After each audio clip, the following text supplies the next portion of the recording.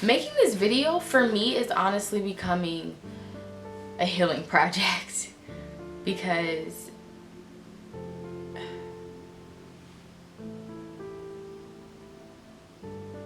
it's really easy to put on a smile, you know, and to just say once you got saved, like you were filled with the joy of the Lord and nothing holds you anymore. There's no more shame that you're bound by. There's no more rejection that cripples you, and that is just, it's wonderful when you get to that point, but it's a process. It is a process. So I don't even know if this is going to make it to the internet, but for my healing, for my sake, for my well-being, I have to just be open and honest completely for the first time without feeling like I have to just sugarcoat things. I no longer want to be affected by my past. I am in a place in life where I just want to walk in full and total freedom, unashamed of who I used to be and where I came from. The first time I ever knew what promiscuity was in the 6th grade. I had a boyfriend that I wasn't supposed to have, and he was older than me. He was more experienced than me sexually, and I just wanted to make him happy in any way that I could. No, we didn't have sex. No, I've never had sex. However, I have pushed boundaries. I have been attacked by sexual demons. I have felt worthless. I have felt shame. I have felt disgusting in my eyes, and that has heavily affected the way that I see Christ. So, 6th grade. 6th grade was the first time that I ever seen porn. Was it on purpose?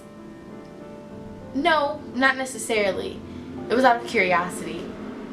There was this viral video going around, and everybody was just, I don't know, like everybody was either disgusted or super intrigued, and I honestly didn't know what it was. I didn't really stop to ask people really what this was, but I wanted to see it for myself. I wanted to have the experience for myself. So at the time I didn't even know what the word porn was, and I watched it and I was very intrigued by what I saw. And that was the first time that a seed of homosexuality was placed inside of me. Have I ever had a girlfriend? No. Have I ever kissed a girl? No. Have I ever physically acted out the things, my thoughts and desires that I had pertaining to women? No. But that does not mean that I have not been affected by this day in and day out. Thankfully, the Lord has done a great work and has healed me from that. But after I watched that video, after the first time I was exposed to pornography, something shifted inside of me. And then I began to be, you know, curious and to indulge in conversations with my friends about sex, about who you have sex with. I started reading all of these erotic free books on this app that I don't even know if it still exists, but I was just gravitated towards all of these. I just gravitated instantly, it seemed like, towards all of these very just perverted, dysfunctional love stories. And nothing inside of me felt like, I never for a minute really felt like it was wrong. It was interesting. I was intrigued. It sparked curiosity, so I went after it. I read the books. I researched what certain words were, what certain sex positions were, and I began to fantasize about how one day I would be able to do all of these things. And that's important because it shapes a lot of what has happened even after that in my life personally. So 6th grade went by. Yeah, 6th grade was going steadily. I had this boyfriend. I was learning about what sex was, how sex happened, how that changed your body, what that looked like literally, because I would watch videos on it.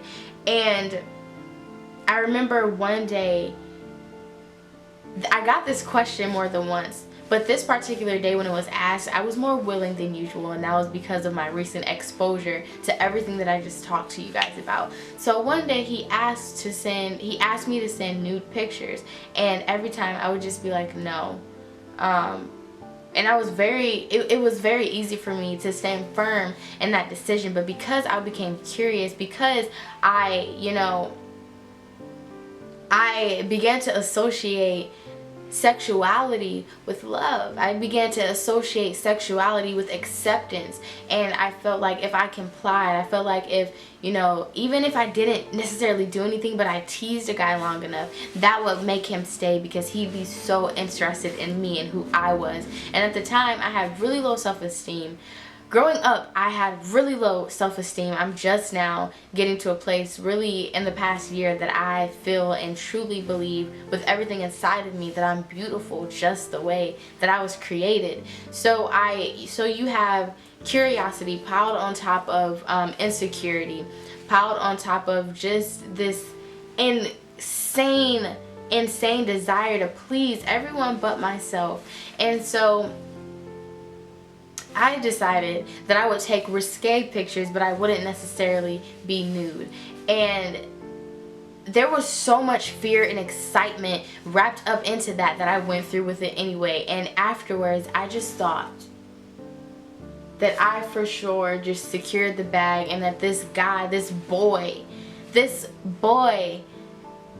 surely loved me, because I decided to give him something that he wanted. I ended up getting in a lot of trouble. I got grounded for a month, and there went that relationship. Next, so after that, this time frame was also around the time that my parents had split up, and that was really hard for me. I was very, very, very depressed, but the way that manifested for me was through anger. And also, my parents didn't know this, but it was just through having guys be attracted to me was a way that I coped with everything that was happening and going on. So I began talking to a lot of guys. I began kissing a lot of guys. I began flirting with a lot of guys. And by 7th grade, I don't know how, by 7th grade, I had had more than 3 boyfriends by that point. Just so you guys can kind of get a glimpse of, what I'm talking about. But whew, by that point, I had more than 3, 4, maybe more than 5 boyfriends from 6th to 7th grade. I don't even know how old I was. The next relationship that I got in was in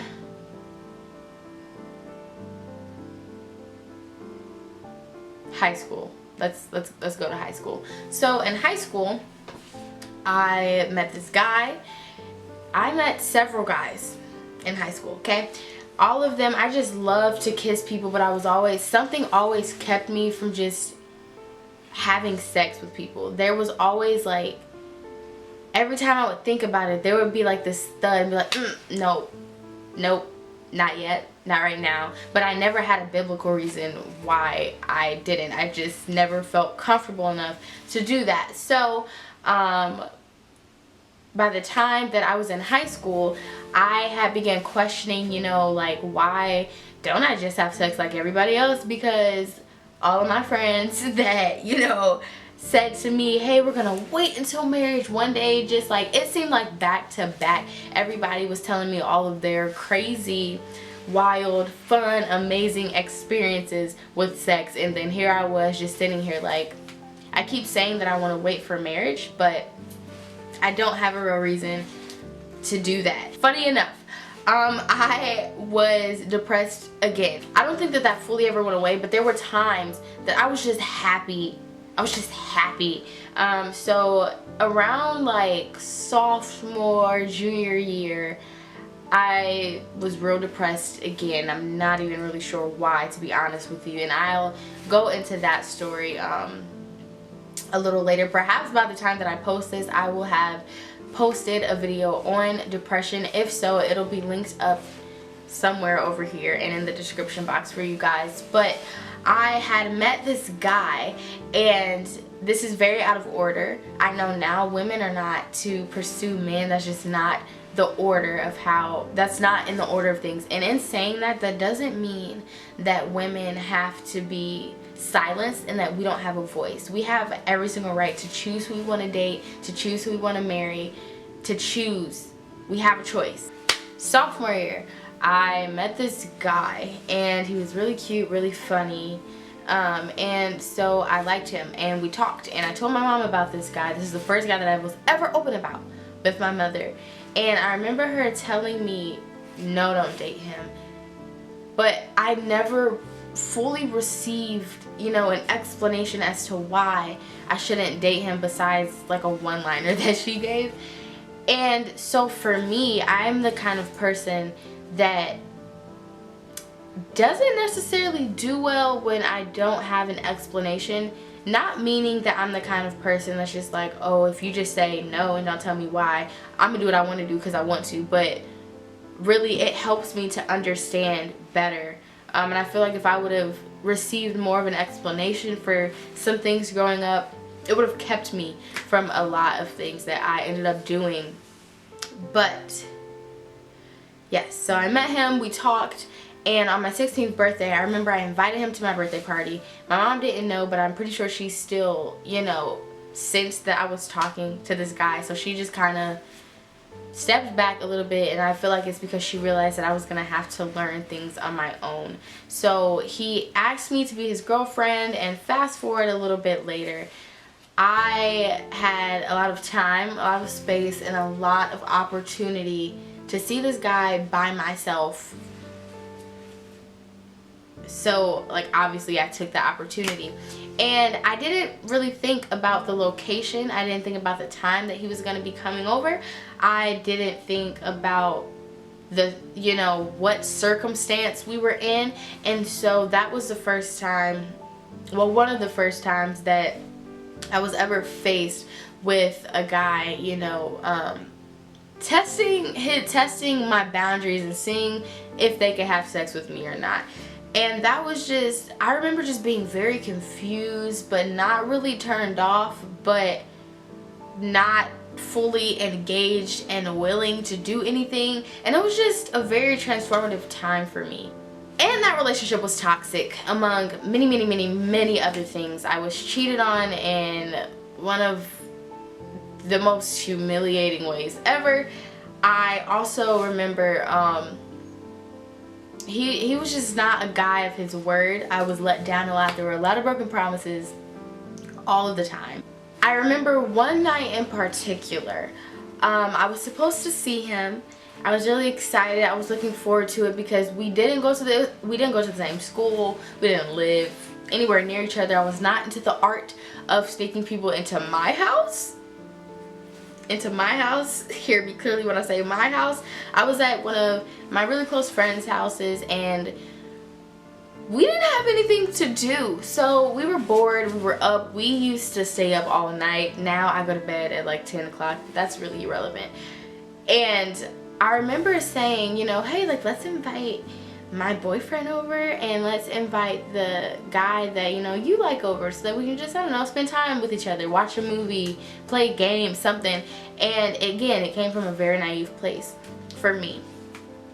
And to make that part of the story, he ended up standing me up, and I was very upset at this point. I was dang near over it. And so, and I believe by this time he had already cheated on me. He was always talking to other girls, and before anyone says anything, I never broke up with him because I felt like I needed this guy to fill a lot of voids for me. Some of them including the ones that I mentioned earlier about just my huge self-image. Like, I felt so ugly all of the time.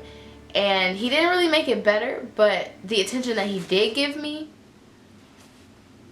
I held on to it so tightly. But that's neither here nor there. For now, I was really upset. I remember I don't know if we got into an argument or what, but I knew that in my head, I said, I can get any guy that I want to, and that's what I'm gonna do. So I turned to my best friend and I was like, you know what? Let's invite the guy, because something happened and she ended up not, you know, wanting to see him. But I egged it on some more and I found out that he was with someone else. And when I seen this person, I was like, oh, hello, hi, you can meet me. I'm Brittany. Not realizing again what the time, what the location, what that does to an overly hormonal teenage male. So they came over. Everything was fine at first. I was really just getting to know this guy. We ended up kissing and I stopped it. So we began talking again. And I remember this guy just kept pressing up on me. Basically, again, testing the boundaries to see if I would have sex with this total stranger. Because I guess that's, I mean, now that I'm older, I know that that's just a thing that happens in high school. But I was a tease. At one point, I was asked to go to a different room. From my point of view, he didn't ask me to go to another room because of, I don't know, something crazy. But I thought we were just giving my friend some alone time, some needed alone time, because they. So I agreed, and it wasn't even anywhere like a car. It was literally in the kitchen, and I just remember before I knew it, like he was a really big guy. I'm very small, just all around. I'm short, I'm small frame, I'm very light, and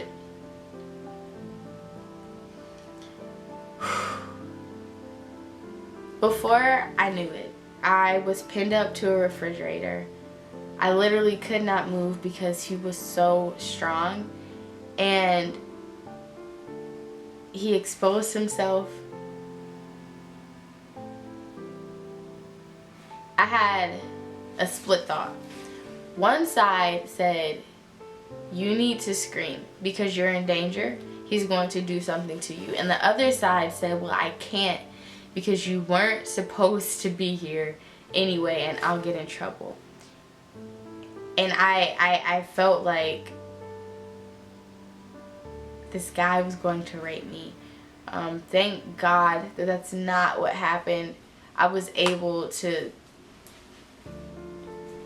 just get out of it. But that instance, that things like that, even if it's not rape, even if it's not molestation, it has a way of crippling you. It has a way of silencing you. It has a way of making you feel like you have to comply with whatever the next person is going to say, because that's a real possibility. And that fear is so immeasurable to anything that I had ever faced before. So that definitely changed me, and you'll see how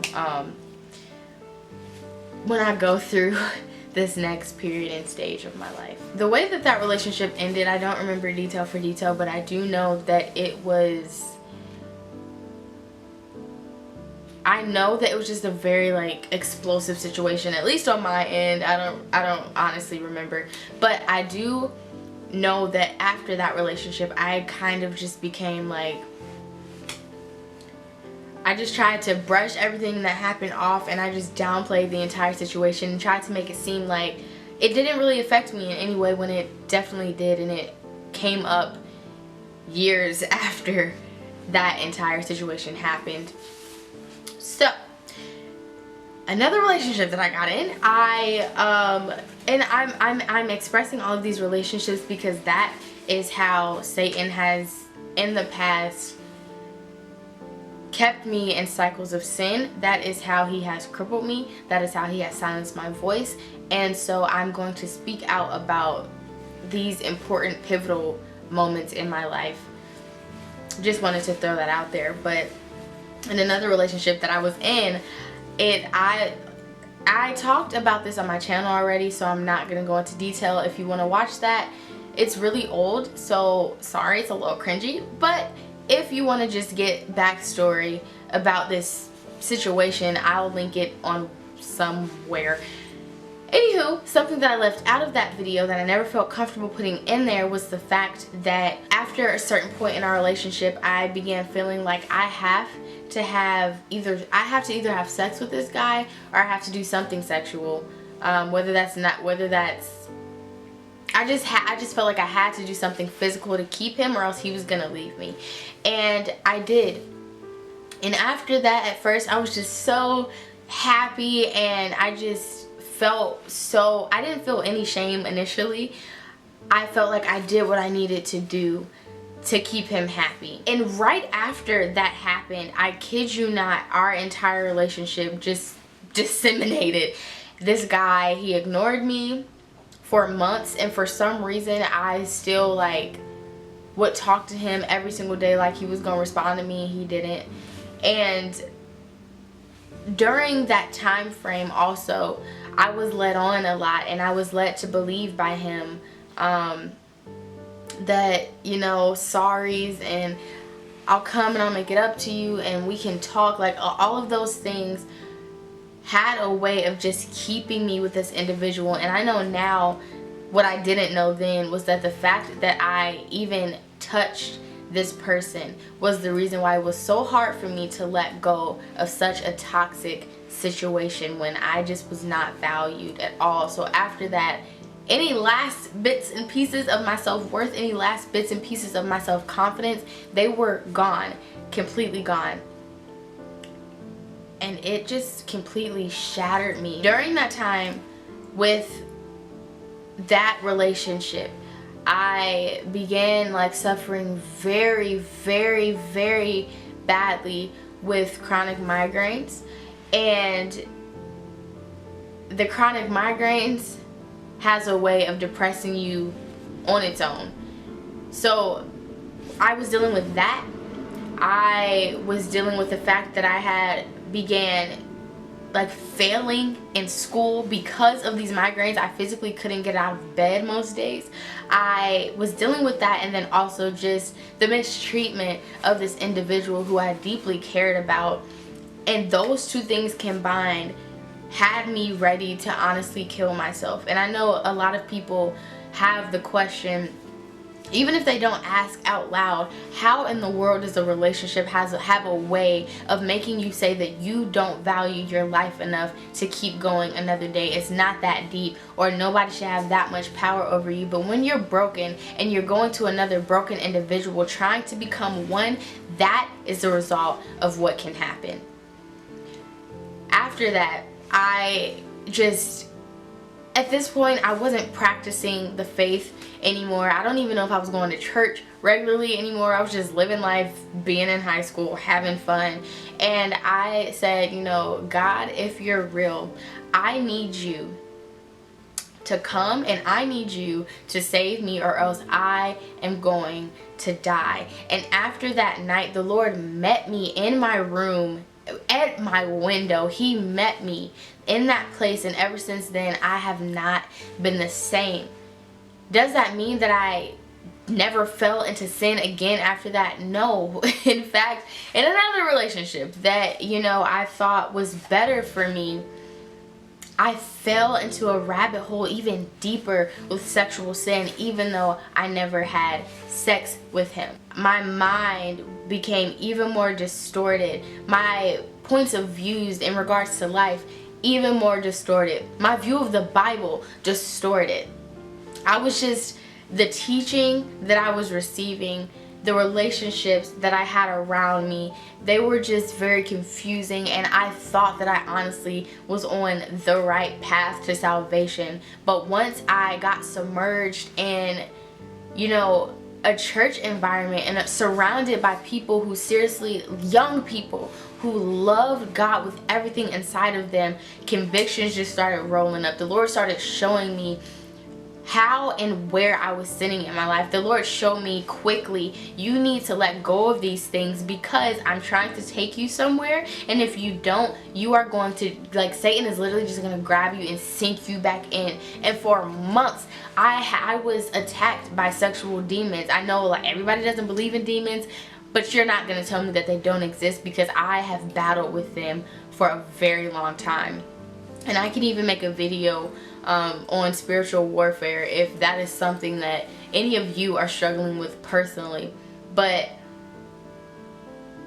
I'm just finally in a place where I got alone with God. I became single. And it took me until I was 18 to seriously say, okay, Lord, I'm going to stop living for myself and I'm going to start living for you, because everything that I'm doing, it never quite works out well for me. So I began learning about why, you know, the Lord says don't have sex until you're married. I began learning why the Lord is so jealous, why he has all of these rules and restrictions that aren't really, you know, they're not works based. The Lord has set these things in place so that we don't have to endure everything that I endured before I came to him. He set these rules and regulations in place so that we can be protected from all of the evil in this world. That doesn't mean that we aren't going to suffer. Literally, the Bible promises that we're going to, you know, walking with God is going to produce suffering. That's promised to us. But when you're doing it with God, when you're doing this life with God, nothing that comes your way is able to affect you to the degree that it will if you're trying to stand up completely by yourself. So now I am honestly filled with joy. I get up every morning knowing that I have self-worth, knowing that I am beautiful. And that's something that I would have never understood, you know, a few years ago. But I am a testament to God's faithfulness, to God's glory, to his promise. And I know that he can be the same for you. So if this, you know, if you are dealing with any of this, I just encourage you to seriously just pray. That doesn't mean that, you know, you're gonna just miraculously understand everything, like have all of your questions answered. But it does mean that you have somebody that is able to advocate for you now. You have someone else that is able to fight for you now, because you have said, like, okay, I'm gonna allow you to come and to dwell with me in every area of my life and in every waking moment. And that is the greatest thing possible. So if you guys were touched by this, if you know someone who may need to see this, I please send it to them. I did not do this for views.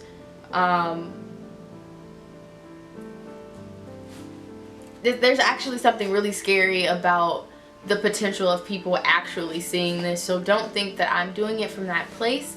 But if you know you have anything that I said in this video that you want to know a little bit more about, whether that is, you know, just for me to go more in detail or for me to make videos about like how you can practically walk through these seasons and these stages, I'd be more than happy to do that for you guys. Just let me know in the comments below, and don't forget to like and subscribe so that you'll be aware when I do make these videos. Follow me on social media.